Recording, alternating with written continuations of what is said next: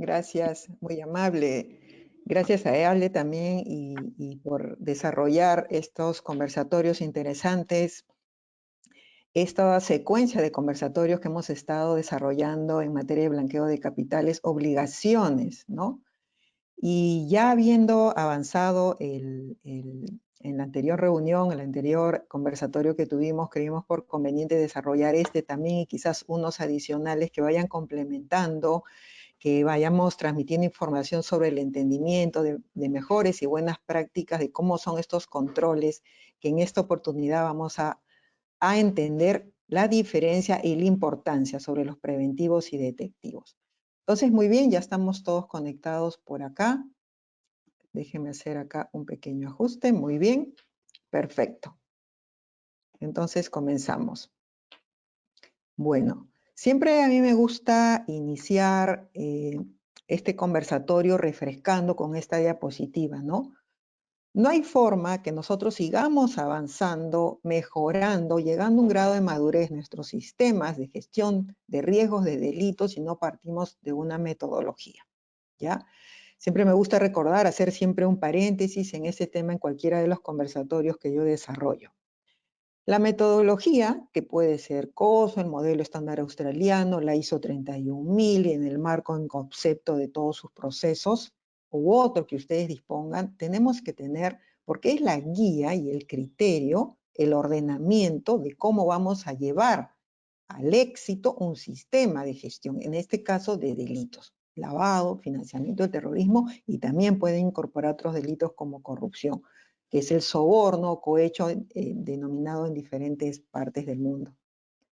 Siempre tenemos que tener un marco metodológico que nos dice cómo inicio y cómo voy a ir generando información, interactuando con las diferentes áreas, ¿no? Partiendo de una metodología.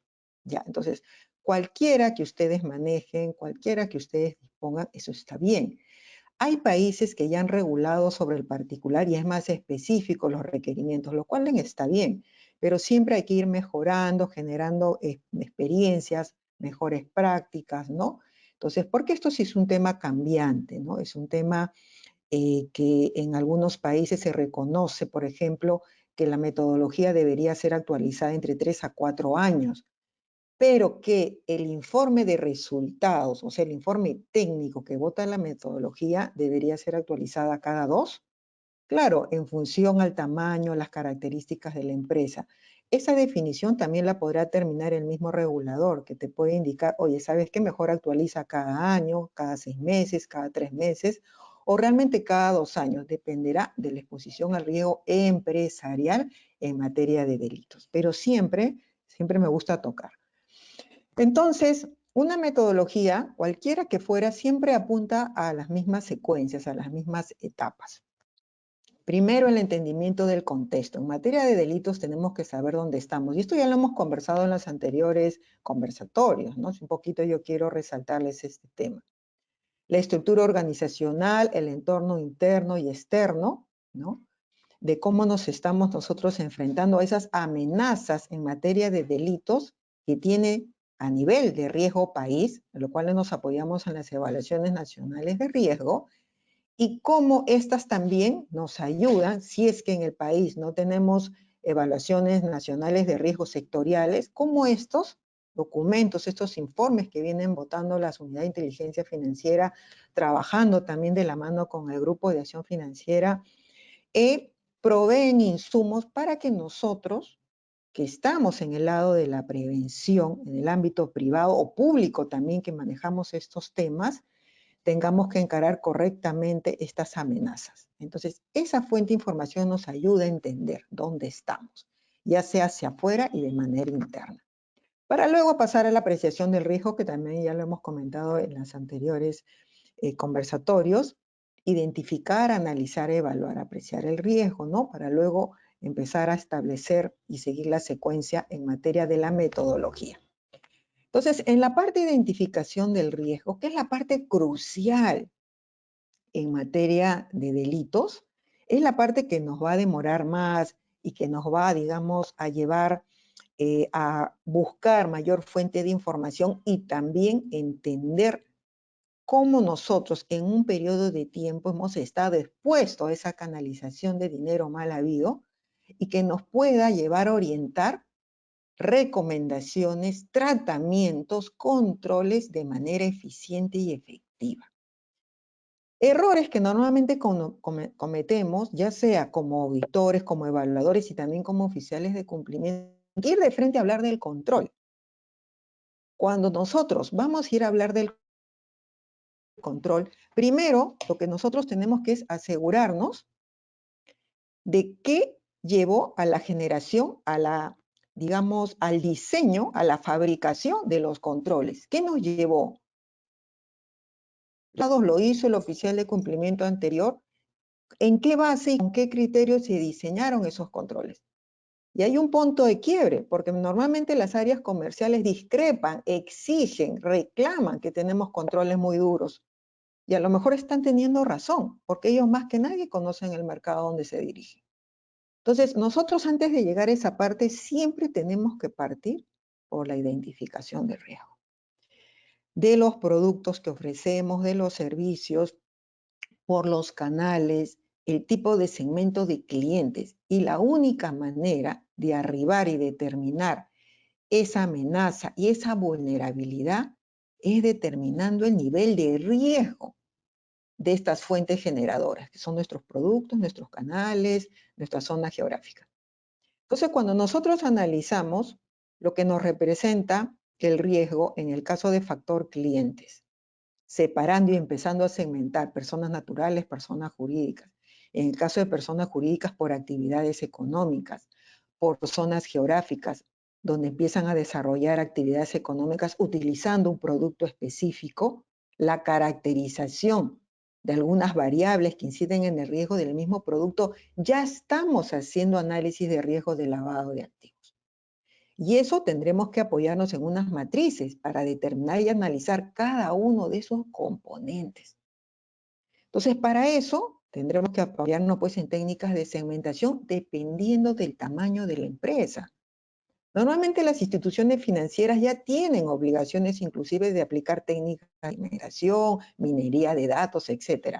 Pero el resto de instituciones no tienen la herramienta o no tienen el número de operaciones o la particularidad del vínculo de sus clientes, del tipo de operaciones que realizan es diferente, sobre todo en el sector real donde tienes una o dos oportunidades de ver al cliente y no verlo más.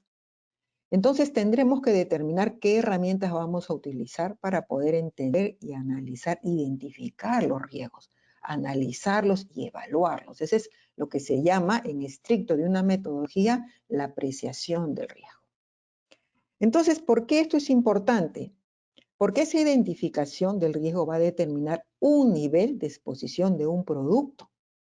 Oye, mi producto de operaciones de cambio de divisas, mi producto de cuentas de ahorro, de captaciones, de depósitos, de compra-venta de autos, mi producto de comercialización de oro, de minería, de insumos químicos, mis productos de compra-venta de inmuebles, de oficinas, de gerenciamiento, o sea, mis servicios. Yo tengo que determinar en este momento cuál es su nivel de exposición al riesgo inherente, puro. Y llegar a eso es analizar pues cada una de las variables que inciden en el riesgo. Este producto, ¿cómo cambia, cómo levanta el riesgo si lo comercializo por un canal? O cómo levanta el riesgo cuando yo ya lo tenía con riesgo bajo, pero comercializarlo en una zona geográfica le va a levantar el nivel de riesgo. Entonces, eso yo lo tengo que resolver en este momento y que lo hemos trabajado en un conversatorio. Pero, ¿qué nos interesa en el hoy? ¿Qué es el motivo por el cual estamos ahora en estos 40 minutos? Recordemos que todo en la aplicación de la metodología y apreciar el riesgo nos va a llevar a la utilidad de un informe técnico de resultados. Ese informe técnico que ya viene siendo solicitado por las auditorías y por los supervisores y que debe reflejar esa evaluación, ese es el resultado. Habíamos hablado, en principio, que habían 6, digamos, puntos y objetivos de utilidad de este informe técnico, ¿no? En el último café habíamos desarrollado el punto 4, ¿no? Y también hemos desarrollado el punto 1, ¿no? Inclusive habíamos hablado de la importancia de cómo este informe técnico le ayuda al oficial de cumplimiento a reforzar y a requerir recursos humanos, tecnológicos, ¿no? Para su área, para el sistema de gestión de riesgo. Entonces, este documento te ayuda a muchas cosas, ¿no? Entonces, de este documento, acuérdense, también nace ya esas variables que hemos analizado y que inciden en el riesgo para construir lo que se llama el perfilamiento, el riesgo del cliente, ya personalizado, ¿no? Y también nos ayuda a establecer, pues, y a segmentar y a entender y caracterizar las señales de alerta que debemos construir. Así como también nos determina la metodología para luego nosotros estar en la capacidad de que cuando haya un cambio en las prácticas comerciales podamos saber cómo hacer esa evaluación y presentar un resultado. Cuando hay una incursión en una nueva zona geográfica, claro, hay que hacer un análisis y determinar. Y son análisis que muchas veces no tenemos información histórica y tendremos que arribar en análisis probabilísticos. Entonces, esta metodología nos está dando una luz y este informe técnico de resultados nos va a dar las pautas de cómo hacer de aquí en adelante también. Lo mismo también cuando queremos incursionar en nuevos productos, nuevos servicios o cambiar o hacer híbridos de ellos, que son muy expertos los gerentes comerciales, porque bueno, tienen que estar siempre a la vanguardia en lo que es la competencia de productos o servicios. Ahora en este nuevo contexto de operaciones digitales, inclusive el sector real está armando alianzas con contrapartes que le ayuden a la comercialización digital de sus productos o servicios que antes los ofrecían pues en una agencia, en una ubicación física, hasta en una feria comerciales, etcétera. Ahora ya no, y tienen que seguir operando. Entonces, estos nuevos actores que aparecen y que empiezan a asociarse a nuestras empresas para facilitar, se convierten pues en esos nuevos canales de negociación, canales de operativa con los clientes. Entonces también tendremos que analizar. Entonces este informe técnico nos va a ayudar a establecer esos datos, ¿no? A establecer esa metodología. Entonces, ¿qué otros puntos tenemos acá? Un punto que yo he querido resaltar ahora, y era el motivo de la reunión, era el punto 3, relacionado a recomendaciones para mejorar mitigantes, ¿no? Referidos a las políticas y procedimientos y a la diferenciación, ¿no? De controles y tenerlos claros desde el origen y luego la concepción y el diseño. Entonces nosotros, luego de haber hecho esa apreciación del riesgo, siguiendo nuestras etapas de gestión de riesgo, ya tenemos esa sensibilidad, ya tenemos un resultado en el informe técnico, entonces ya tenemos también esas recomendaciones de oportunidades de mejora. ¿Qué tenemos? Eliminar los controles vigentes porque seguramente fueron copiados, no estuvieron bien sincerados o estuvieron mal diseñados, o seguramente vamos a mantener algunos que están buenos, ¿no? Y que tendremos que sentarnos con los comerciales y decir, oye, los controles que tú tienes sí están buenos. Vamos a mejorar algunos, pero los otros están funcionando en el periodo de tiempo que ha sido materia de análisis porque se ha podido determinar que han sido eficientes y eficaces, ¿ya? Pero estas recomendaciones, este tratamiento del riesgo que se trabaja en esta parte, también nos va a llevar a decidir y hacer cambios de políticas y estos cambios de procedimiento. Y esa es la parte más neurálgica. Estamos hablando del nacimiento de un control, estamos hablando de la base del control, ¿correcto? Entonces, en ordenamiento y siguiendo las etapas de la gestión de riesgo, tenemos primero que establecer, oye, ya hicimos la evaluación, ya apreciamos el riesgo, ahora vamos a tratarlo. Y según la evaluación, porque como este es un sistema y está engranado, según la evaluación, el tratamiento de riesgo me está diciendo que voy a tener que hacer ajustes en políticas, crear nuevas políticas, eliminar inclusive algunas vigentes, y esto me llevará a establecer procedimientos. ¿Correcto? Entonces, siguiendo con el motivo de la reunión, que era hoy día, y vamos a ver el punto 3, tenemos acá un tema bien interesante, ¿no? Un tema interesante que nos está diciendo, a ver, mecanismos. ¿Qué son nuestros mecanismos? Los mecanismos que muchas veces utilizamos esta palabra y tenemos que tenerla clara porque a veces la encontramos reflejada en los manuales cuando vamos a hacer las auditorías o las implementaciones o las readecuaciones de los sistemas, hay que tener siempre en claro, si vamos a mencionar palabras, tienen que ser concordantes con lo que estamos haciendo. Entonces, una palabra que siempre usamos es mecanismos. Tengamos claro que mecanismos es la manera de realizar una actividad o un proceso. Mecanismo. ¿Y qué es un control? Un control es ese examen cuidadoso que sirve para hacer una comprobación. Ojo, entonces estamos hablando de la manera de hacer un proceso que nos lleve a un examen cuidadoso para lograr una comprobación de algo. Entonces, cuando pongamos en nuestros manuales mecanismos de control, estamos diciendo que vamos a hacer un proceso para hacer un examen exhaustivo de algo. Ojo. Entonces, ¿eso qué nos lleva? ¿A qué son mecanismos de control? Que es ese proceso cuidadoso para comprobar. En materia de delitos es para comprobar el conocimiento de clientes, de inversionistas, de socios, de proveedores, de contrapartes, de usuarios.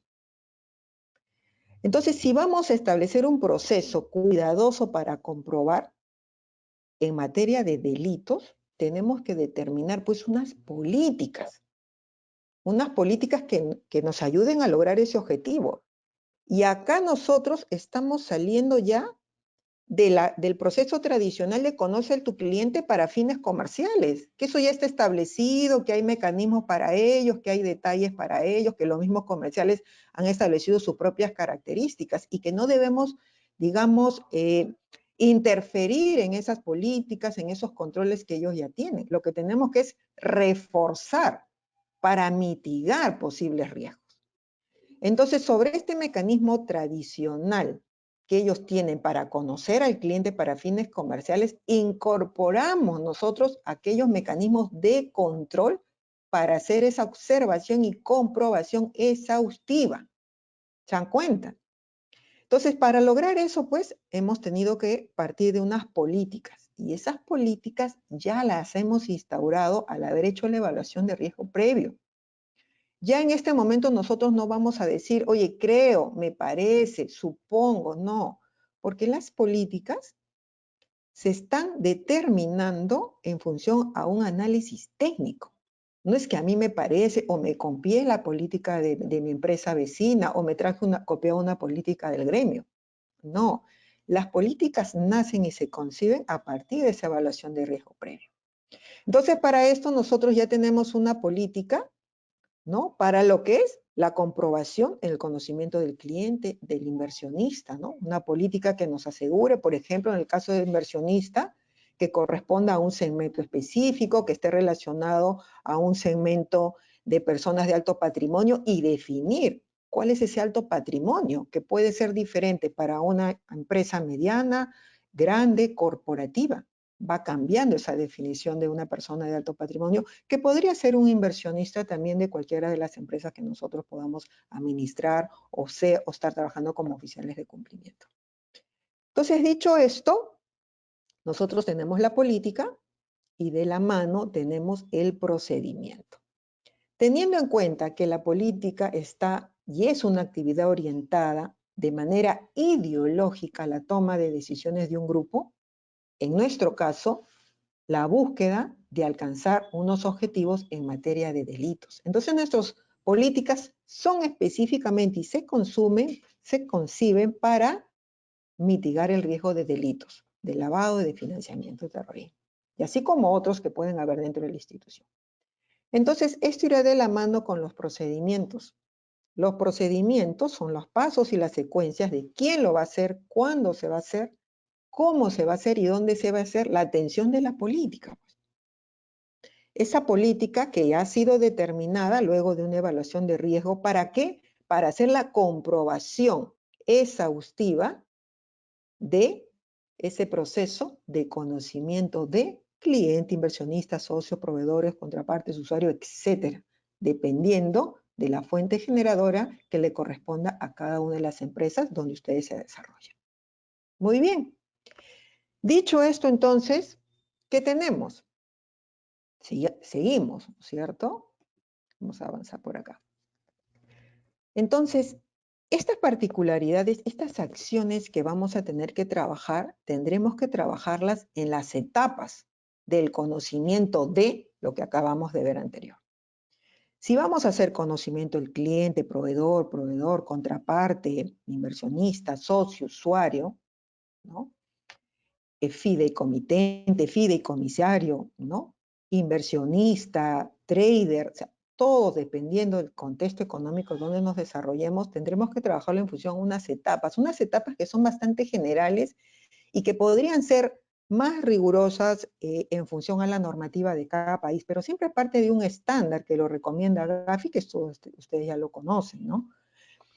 En principio, todas estas políticas y procedimientos para atender esos mecanismos de control tendremos que trabajarlos en una primera etapa, en lo que es la identificación y registro de la información del cliente. En una segunda etapa, que será la verificación, que es un mundo de cosas que hay que ver ahí. Y en una tercera etapa, que es en lo que es el monitoreo propiamente. Hoy me voy a referir a la primera etapa, a lo que se refiere a la identificación registro por el tiempo que tenemos y un poco poder atender luego las preguntas que ustedes tengan, porque recuérdense que en un sistema de prevención cada componente tiene sus particularidades de un todo, ¿no? Entonces, en la etapa de identificación hay que identificar a esos usuarios, ¿no es cierto? ¿Para qué? A esos usuarios, esos clientes, ¿para qué? Para poder administrar la información y el acceso a esa información. Esta etapa de identificación es importante porque se trabaja por canales presenciales, digitales. Dependiendo del sector económico donde estemos, claro, ahora ha habido mayor incidencia en el tratamiento digital de la información del cliente y de la obtención del cliente. Y eso tiene también que ver y tenemos que nosotros contemplar y desarrollar cómo vamos a hacer el reconocimiento del usuario, reconocimiento del cliente en la etapa de identificación. Y acá también tendremos que ver esas particularidades del producto y del servicio que está solicitando este cliente. ¿Correcto? Este usuario. Entonces, esa etapa de identificación tendrá que considerar, oye, ¿a qué producto está accediendo? Porque en función a eso yo necesito requerir para administrar, para reconocerte como cliente. Y además los requerimientos propios del negocio, ¿no? Normativa propia de la parte comercial. Entonces, todo esto se va a trabajar en la etapa de identificación. ¿Qué más tenemos entonces? Ese proceso y ese proceso cuidadoso que voy a desarrollar en la etapa de identificación tiene que partir de dos frentes. Y ahí entra el tema que nosotros queríamos traerles ahora, es un poquito ver la entrada y comentar esta particularidad, que tiene que ver con muchas dudas, muchas preguntas, inclusive oficiales de cumplimiento que desarrollan muy buena gestión, pero tienen mezclado estos mecanismos de control y que para efectos de la auditoría no lo saben explicar o demostrar o hacer entender al marco supervisor. Y muchas veces terminan con observaciones sobre el particular. Entonces, estos mecanismos tenemos que tenerlos claros para el momento de implementar a partir de la política y procedimiento que se debe manejar de dos frentes, del ámbito preventivo y del ámbito detectivo. ¿Ya? Y así tenemos que desarrollarlos y explicarlo entre nuestros documentos, inclusive enseñarlo y capacitarlo también correcto a los colaboradores que van a ejecutar una serie de estas acciones. ¿Ya? Por un lado, en el tema preventivos, la misma palabra per se lo dice, que impida el hacer algo. ¿Verdad? Los clásicos controles que impiden. Y en este mundo de impedir algo que es la prevención, tenemos pues políticas sobre listas de seguridad del Consejo Nacional de la Organización de Naciones, la ONU, tenemos del Comité de Seguridad, ¿no? Donde tenemos unas listas específicas que tenemos que trabajar, filtrar, controlar, ¿no? O sea, parar, impedir, ¿correcto? Que se vinculen. Entonces, estas son de índole de cumplimiento estricto normativo. Entonces, estas listas, por ejemplo, tienen que estar debidamente desarrolladas bajo un enfoque y política preventiva y se tiene que sobre ello capacitar, enseñar a los que van a ejecutar estas actividades. Ojo, el Consejo de Seguridad de las Naciones Unidas no solamente nos da listas, ¿no? Sino también algunos países, personas, actividades económicas designadas donde no podemos operar. Entonces, si tenemos nosotros o somos una empresa que se dedica a negocios internacionales, a la comercialización, importación, exportación de insumos, de mercaderías, de bienes, de alimentos, tenemos que tener claro hasta dónde podemos llegar y con quién podemos comercializar. Entonces, estas políticas preventivas se tienen que desarrollar en un documento y se tienen que instaurar en un procedimiento para que un colaborador ejecute ese proceso cuidadoso y por lo tanto amarrado a un programa de capacitación efectiva, ¿no? Orientada a que se cumple ese control preventivo. No hay opción acá. No hay opción acá. Igual, en algunas instituciones, a partir de la apreciación del riesgo, han determinado, por ejemplo, que existen ciertas actividades económicas vulnerables y ellos han determinado una política más de risking, donde determina, oye, ¿sabes qué? No vamos a hacer operaciones con, por ejemplo, las casas de cambio. No vamos a hacer operaciones con negocios de criptoactivos. Bueno, ellos lo han determinado así. Hay muchas instituciones financieras en varios países que lo han determinado así. ¿Por qué? Porque el hecho de vincularlas les va a someter mayor ejercicio, recarga de recursos, de escalamiento y de gestionar ese segmento de clientes. Pero otras instituciones han decidido que no. Entonces, dependiendo de esa política y procedimiento en función al análisis de riesgo y a la apreciación del riesgo, yo puedo determinar. Y si he determinado no entrar en ciertos sectores vulnerables, es un control netamente preventivo. Igual las jurisdicciones. Jurisdicciones que por naturaleza y de normativa externa no vamos a operar, pero también habrá jurisdicciones que por análisis de riesgo se ha determinado una política que no vamos a ir a operar en aquellas zonas, por ejemplo, donde hay una alta incidencia de minería ilegal, así de duro, ¿no? Y así obviamos, ¿no? Esa mala palabra usada que yo siempre digo del apetito a riesgo. Oye, que vas a operar en una zona donde el 95% de la actividad económica es de la minería ilegal, no puedes hablar de apetito en riesgo. Estás ayudando a canalizar dinero mal habido. Entonces, tu política tiene que ser clara, ¿no? Y si han decidido operar, entonces tendrá que ponerse también unos controles más duros. Pero si se decide no operar, se impide la operación en esa zona, serán unos controles preventivos que se tendrán que establecer claramente, porque en principio no debería abrirse una agencia, no debería abrirse una tienda, digamos, una sucursal de una matriz, distintamente de la zona del sector económico donde estemos, porque hay una política ya bastante, digamos, dura en ese aspecto para evitar, porque se ha analizado, se ha estudiado y se espera que los principales clientes que tú podrías vincular en esa zona, prácticamente los fondos van a tener procedencia de ese delito precedente. Entonces acá no es un tema de apetito de riesgo, es un tema que estás ayudando a canalizar dinero mal habido. Entonces, esos controles se tendrán que trabajar en el índole preventivo. Y en ese mundo preventivo es importante incorporar también algunas actividades, algunos controles adicionales que ya lo vienen trabajando hoy en día muchas empresas que se han innovado. Por ejemplo, el reconocimiento facial, ¿no?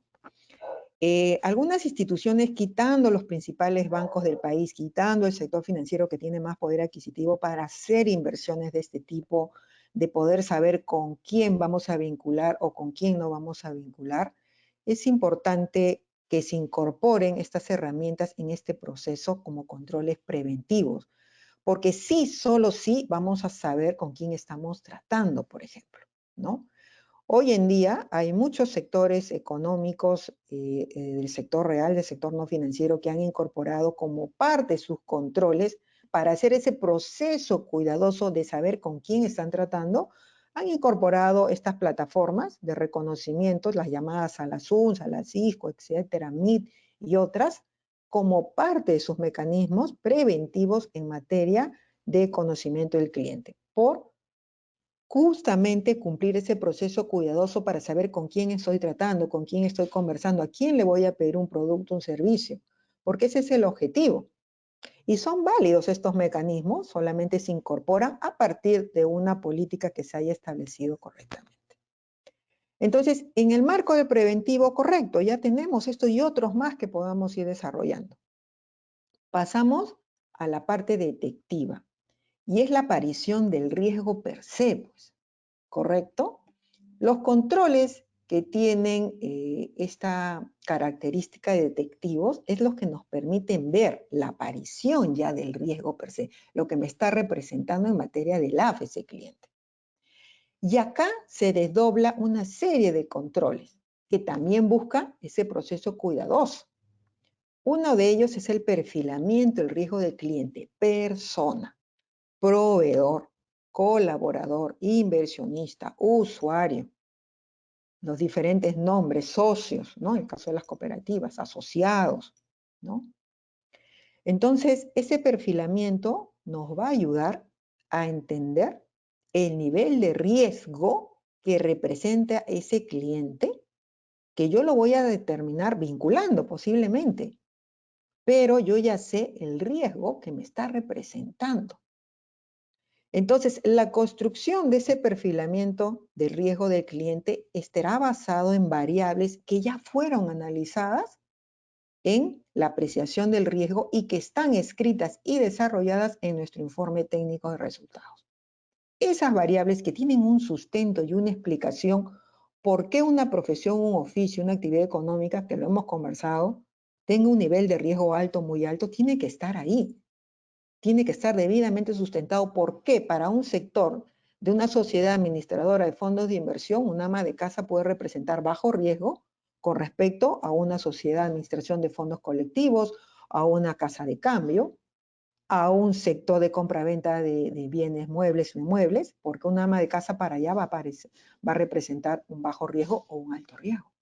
Cada sector económico tendrá que hacer sus análisis por actividades económicas y determinar el nivel de riesgo, ¿ya?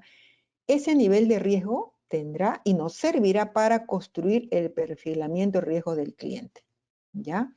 Lo que es la segmentación, para entender cómo se están comportando ciertos segmentos de clientes en función a un perfil, ¿correcto? Entonces, esos son controles detectivos que nos va a llevar, por supuesto, a determinar ese resultado, a qué régimen de debida diligencia tendré que someterlo al cliente, que esa es la segunda parte.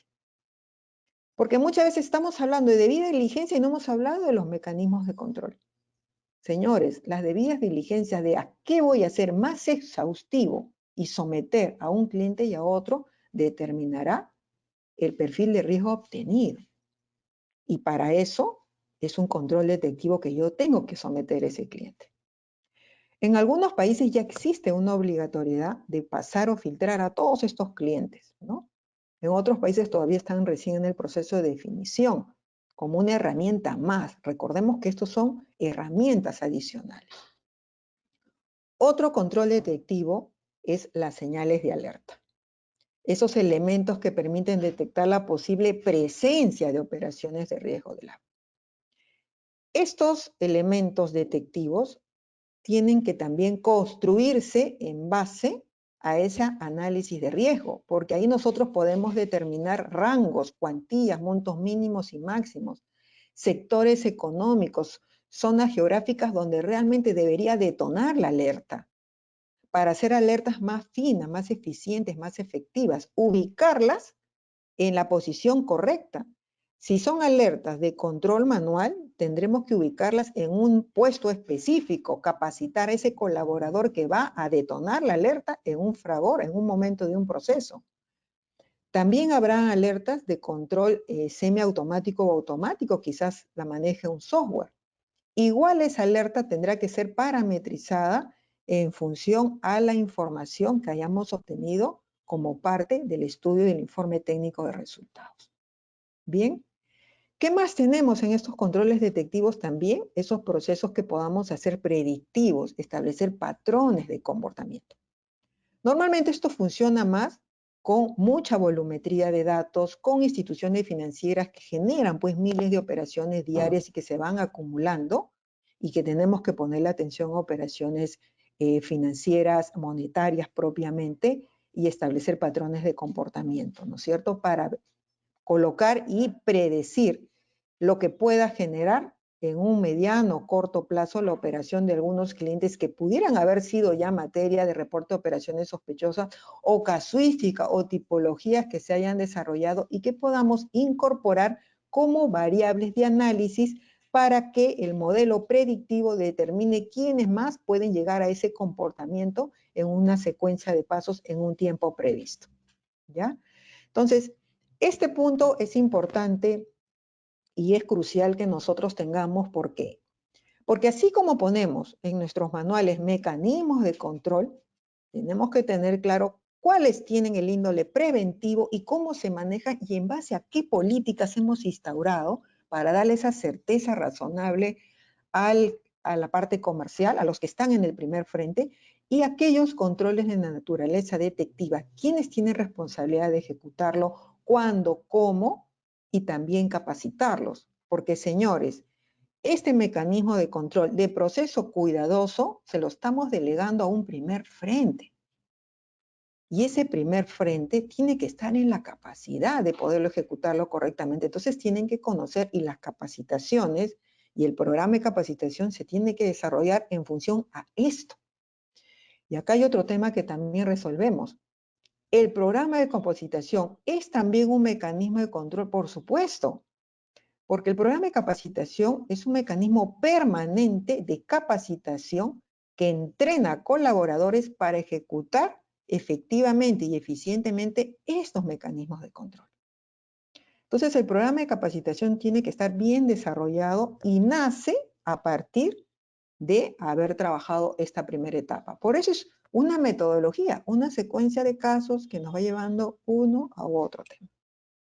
Muy bien, entonces avanzando un poquito también para aprovechar, no perdamos de vista que lo que nosotros tenemos que resolver siempre es el objetivo del control.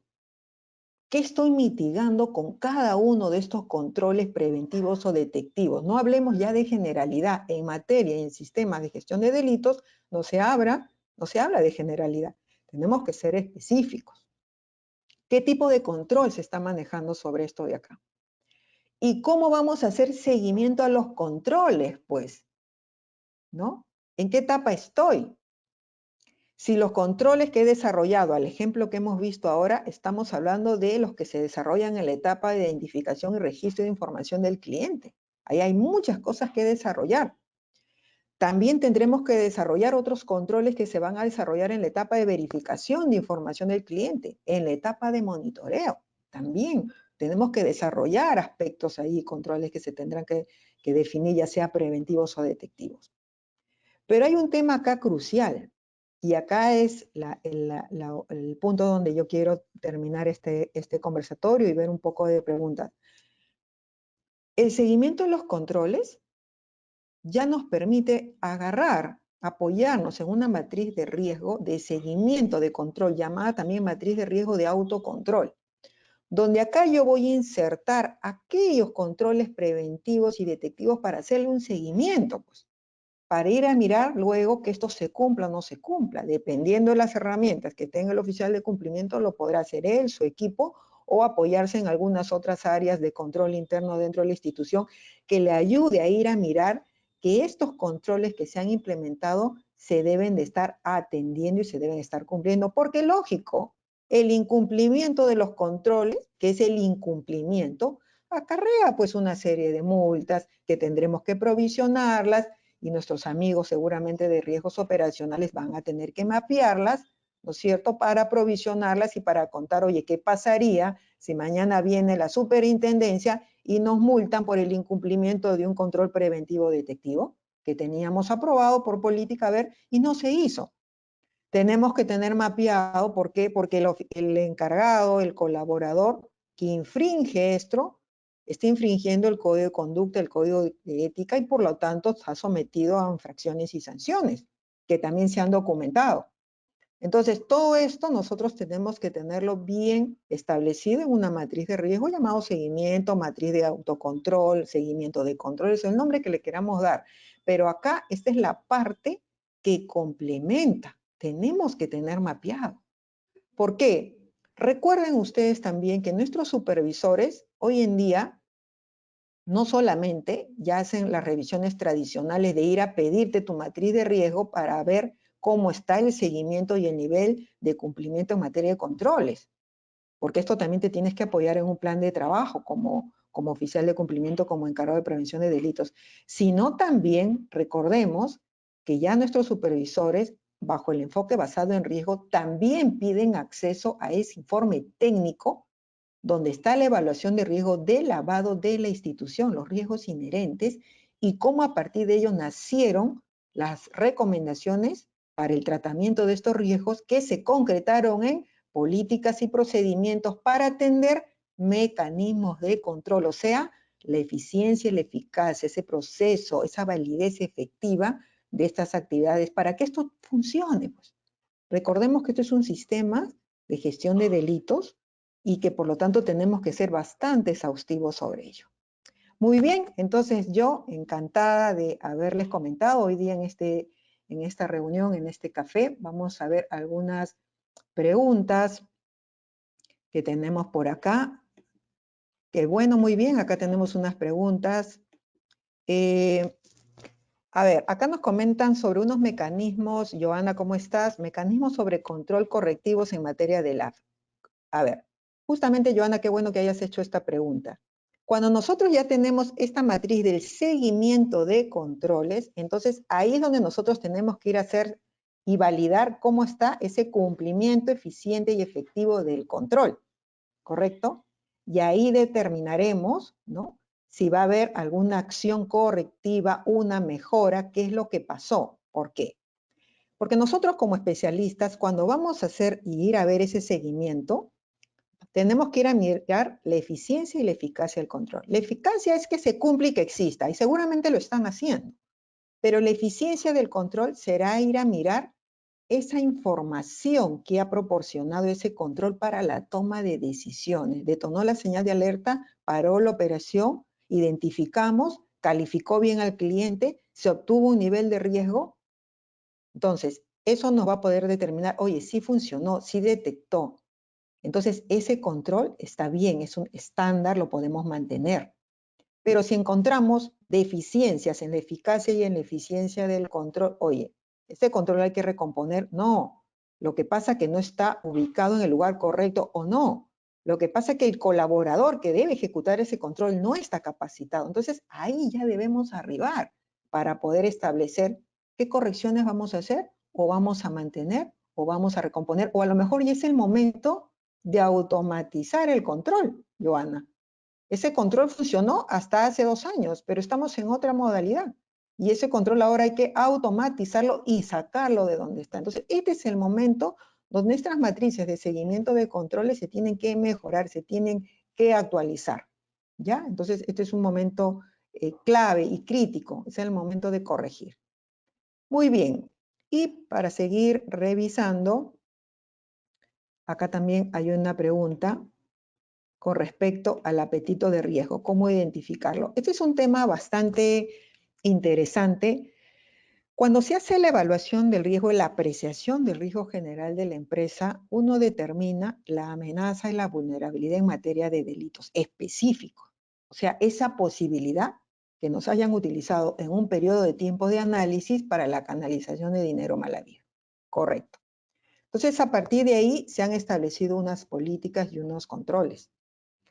Esa definición de políticas tiene que ver con esa determinación institucional, o sea, directorio, gerente general, el oficial de cumplimiento, el auditor, el encargado de gestor de riesgos integrales, todos en conjunto determinar, oye, además de esto, y esto es lo que hemos encontrado, queremos seguir participando, al ejemplo que yo les decía, en esa zona geográfica, queremos seguir llevando nuestros productos en esa zona geográfica que sabemos, según el diagnóstico y el análisis, que el 99.9% de los flujos que se manejan en esa zona corresponden a la minería ilegal, o corresponden a la trata de personas, o corresponden a lo que es contrabando, etcétera, etcétera. O sea, eso se tiene que documentar. Nadie puede decir, no me dijeron, no me parece, vamos normal. No. Ustedes exponen el riesgo y se determina en política si continúan, si van a aperturar una agencia, si van a incursionar en esa zona geográfica específica, en un departamento, en un poblado, en un pueblo, en una provincia, como lo llamamos en cualquier parte del mundo. De ser así, entonces se tiene que documentar esa decisión porque es una política y esa política va a desdoblar una serie de recomendaciones, pues, porque no se queda en el aire, sí, operamos y ya, ¿y qué voy a hacer? Pues, claro, tengo que implementar una política para resguardar lo que vayamos a operar allá, porque estamos asumiendo que el 90% de los fondos que se van a canalizar de lo que vamos a vender allá tiene procedencia ilícita, pues entonces estamos ayudando a lavar dinero. Por eso en estos temas tenemos que trabajar muy fino, de la mano. Estos diagnósticos nos va a ayudar a determinar ello, inclusive en volumetría, en datos, en actividades económicas. Eso es lo que nosotros tenemos que plasmar en el informe técnico y eso es lo que nosotros tenemos que exponer al directorio, a la gerencia general. ¿Ya? Muy bien. Muy bien. Otra pregunta que me comentan es si el oficial de cumplimiento hace evaluación del control. Eso dependerá del tamaño de la empresa y también de los recursos que tiene el oficial de cumplimiento. Porque si se han dado cuenta, y en la secuencia de estos conversatorios que tenemos, entre otros que brinda EALDE, nosotros estamos arribando a que el oficial de cumplimiento, pues, es, como yo lo denomino de manera personal, yo lo denomino el gestor de riesgos. Pero ese gestor de riesgos, que es una definición que yo le he creado de mi punto de vista por la apreciación de que tengo de este perfil, tiene que conocer temas normativos, tiene que conocer la casuística comercial, tiene que conocer temas básicos de tecnología de informática, tiene que conocer de modelamiento de datos, tiene que conocer de procesos, tiene que conocer de calidad en los procesos, tiene que conocer de PMO, Project Management, porque tiene que administrar los proyectos que él tiene que liderar o combinar o trabajar con otras áreas. Y el oficial de cumplimiento tiene que conocer de riesgos, claro, ya tiene que conocer de cuáles son las etapas de riesgo, qué metodología puede usar. Y en ese mundo tiene que conocer de herramientas, Yolima Echevarría, gracias por participar, de herramientas de control como son las matrices de riesgo. Son herramientas que te ayudan a llevar, a entender, a mapear. Entonces, dependerá de los recursos que yo tengo, de todo lo que tengo que atender, de poder delegar esta actividad a una área competente.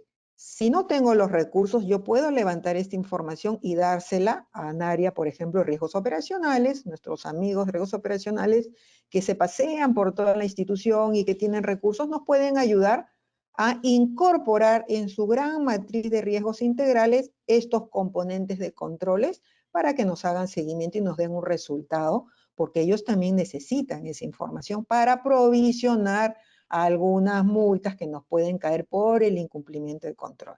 Si están en ese escenario, genial, Yolima, pero si no tienes un área que pasa mucho en las instituciones financieras medianas o pequeñas y el sector real, normalmente lo tiene que hacer el oficial de cumplimiento.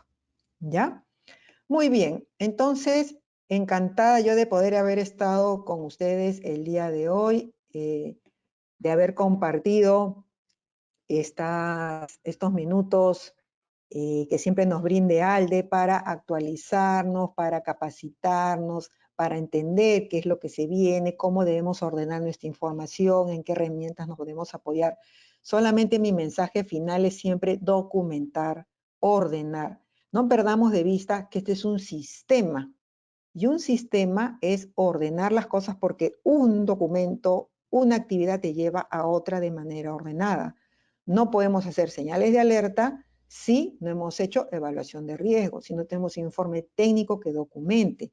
No las podríamos parametrizar. No podemos establecer controles si no entendemos qué políticas y procedimientos se han establecido y desarrollar en función a los mecanismos que queremos atender, clientes, proveedores, zonas geográficas, etc. Muy bien, entonces muchas gracias a todos por su participación el día de hoy. Muy bien la participación. Nos estamos viendo en otro conversatorio. Muchas gracias. Nos vemos.